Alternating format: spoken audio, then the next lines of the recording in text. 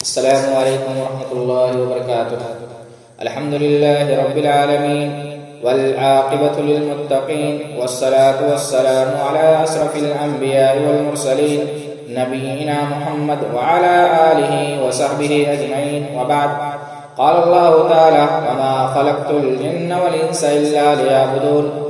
معزز سامعین، برادران اسلام، اللہ رب العالمین کے فضل و کرم سے ماہ رمضان جو اللہ کی طرف سے اہل اسلام کے لیے ایک عظیم تحفہ ہے، ایک بڑی نعمت ہے، اس نعمت کی قدردانی کے لیے اور اس تحفے کی قیمت بیانی کے لیے آپ کی خدمت میں مختصر گفتگو پیش کی جاتی ہے۔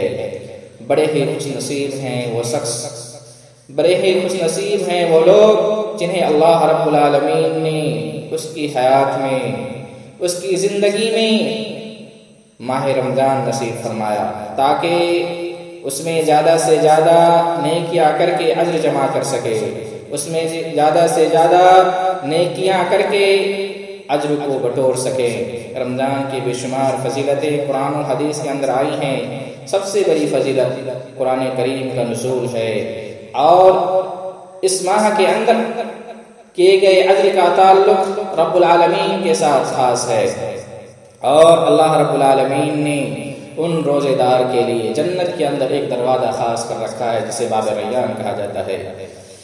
محترم سامعین، پہلی بات تو ہمیں غور کرنا چاہیے، ہماری پیدائش کا مقصد کیا ہے، ہمارے وجود کا سبب کیا ہے۔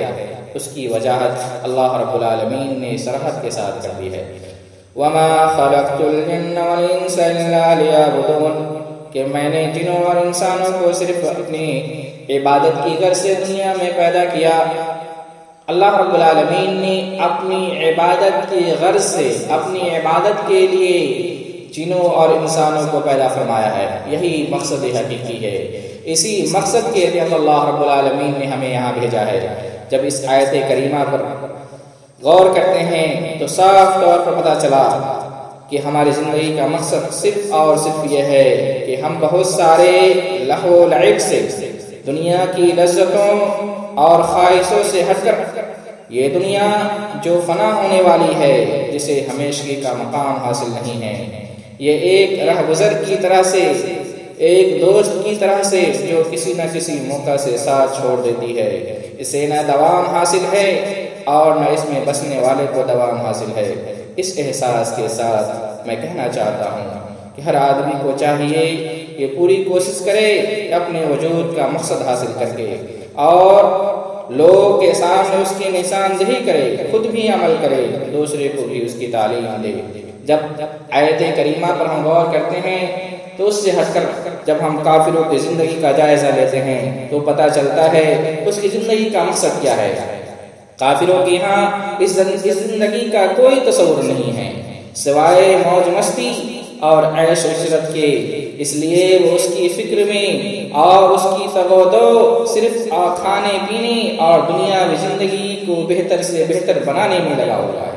یہی اس کی جنت ہے، یہ دنیا کی زندگی اس کی جنت ہے اور فکر آخرت سے وہ ناواقف اور نابلد ہے۔ یہی حال آج کے مسلمانوں کا ہے، صرف اور صرف دنیا طلبی، دنیا کی چاہ، دنیا سے محبت اس کے دل و دماغ میں گھر کر چکی ہے۔ دنیا کی غذا کبھی آشوب نہیں ملتی مگر وقتی طور پر۔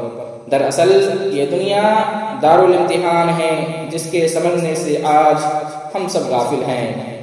حضرت عبداللہ ابن مبارک رحمہ اللہ نے اپنی کتاب الزہد والرقائق میں حضرت عبداللہ ابن عباس رضی اللہ تعالیٰ عنہ کا قول نقل کیا ہے۔ فرماتے ہیں لَيَأْتِيَنَّ عَلَى النَّاسِ زَمَانٌ يَكُونُ حَمُّ أَحَدِهِمْ فِي بَطْنِهِ وَدِينُهُ هَوَاهُ، لوگوں پر ایک ایسا زمانہ آئے گا جس میں آدمی کا اہم مقصد پیٹ پالنا ہوگا اور اپنی خواہش پر اس کا چلنا ہوگا، یہی اس کا دین ہوگا۔ آج وہ زمانہ آ گیا ہے جو دونوں باتیں پائی جاتی ہیں۔ برادران اسلام، یہ ایام جو ہم اور آپ جس میں زندگی کی چند گھڑیاں، چند سانسیں لے رہے ہیں، بہت تیزی کے ساتھ گزر رہے ہیں، اور جس ایام کو ہم اور آپ اپنی آنکھوں کے سامنے دیکھ رہے ہیں یہ ایام کتنی تیزی سے گزر رہے ہیں۔ اس معزز مہمان ماہ رمضان کا کل ہم نے استقبال کیا، آج اس کے آدھے ایام گزر چکے ہیں۔ اس موقع کو غنیمت جانو جو بادل کے گزرنے کی طرح گزر جائے گا۔ دروازہ بند ہو جانے سے قبل اس میں داخل ہو کر نیکیاں بٹور لو، قریب ہے کہ مہمان چلا جائے۔ اس لیے بقیہ ایام کو غنیمت سمجھ کر اللہ سے گناہوں کی معافی طلب کر لو، اس مہینے کا حق ادا کر لو۔ امام حسن بصری رحمہ اللہ نے کہا کہ اللہ رب العالمین نے ماہ رمضان کو اپنی مخلوق کے لیے ایسا میدان بنا دیا ہے جس میں وہ اس کی خوشنودی حاصل کرنے کے لیے اس کی اطاعت کے ذریعے سبقت کرتے ہیں۔ تو ایک قوم سبقت کر جاتی ہے اور وہ کامیاب ہو جاتی ہے، اور دوسری قوم پیچھے رہ جاتی ہے، وہ ناکام و نامراد رہ جاتی ہے۔ اس دن کو کھلواڑ کرنے والے پر تعجب ہے جس میں نیکیاں کرنے والے کامیاب ہو گئے اور باطل پرست سارے اٹھائیں گے۔ سامعین اکرام، تو کیا ہم نہیں چاہتے کہ ہم کامیاب ہوں، ہمارا شمار نیک لوگوں میں ہو؟ کیا ہم نہیں چاہتے کہ ہمارا داخلہ باب ریان سے ہو؟ کیا ہم نہیں چاہتے کہ میدان محشر میں یہ روزہ اور قرآن کریم ہمارے لیے سفارش بن کر کھڑا ہو جائے؟ کیا ہم نہیں چاہتے کہ ہمارے لیے اجر عظیم لکھا جائے؟ ہمارے کتنے رشتہ دار اور کتنے دوست و اقارب جو کل تک ہمارے ساتھ تھے، پچھلے رمضان میں ہمارے ساتھ انہوں نے روزہ افطار کیا تھا، ہمارے ساتھ زندگی کی سانسیں لی تھی، آج وہ گزر چکے ہیں اور اللہ رب العالمین کے پاس جا چکے ہیں۔ کل یہ موقع ہمیں ملے یا نہ ملے، اس سے پہلے ہمیں سمجھ جانا چاہیے دنیا کی محبت اور چاہ کو اپنے دل سے نکال دو جو فنا ہو جانے والی ہے، اور دائمی زندگی کے لیے تیاری کرو جو ہمارے کام آنے والی ہے۔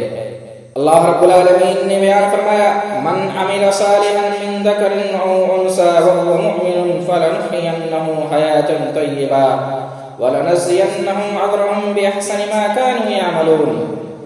اللہ رب العالمین اس آیت کریمہ کے اندر بیان فرماتا ہے، جو شخص نیک عمل کرے گا چاہے وہ مرد ہو یا عورت، اور اس حالت میں کہ وہ مومن ہو، تو اللہ رب العالمین اس کی دنیاوی زندگی کو بہتر سے بہتر بنا دیتا ہے، اور اللہ رب العالمین اس کے لیے بہتر سے بہتر اجر لکھ دیتا ہے، اور اس کے لیے بہت بڑا اجر ہے جسے انسان شمار بھی نہیں کر سکتا، جس کے بارے میں انسان سوچ بھی نہیں سکتا۔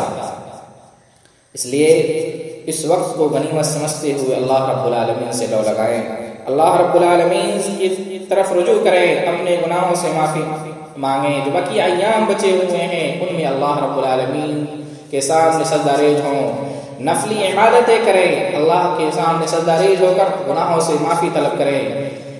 یا باغی الخیر اقبل و یا باغی الشر اقصد، اے خیر کے متلاسی، اے خیر کو طلب کرنے والے آگے بڑھو، وَيَا بَاغِيَ الشَّرِّ اقصد، اور اے برائی کے متلاسی پیچھے ہٹ جاؤ۔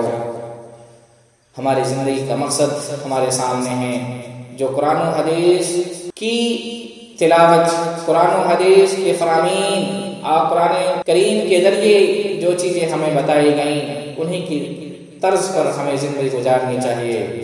اللہ رب العالمین سے دعا ہے کہ الہ العالمین ہمیں مقصد زندگی کو سمجھنے کی توفیق عطا فرمائے۔ میری زندگی کا مقصد تیرے دین کی سرفرازی، میں اس لیے مسلمان، میں اس لیے نمازی۔ السلام علیکم ورحمۃ اللہ وبرکاتہ۔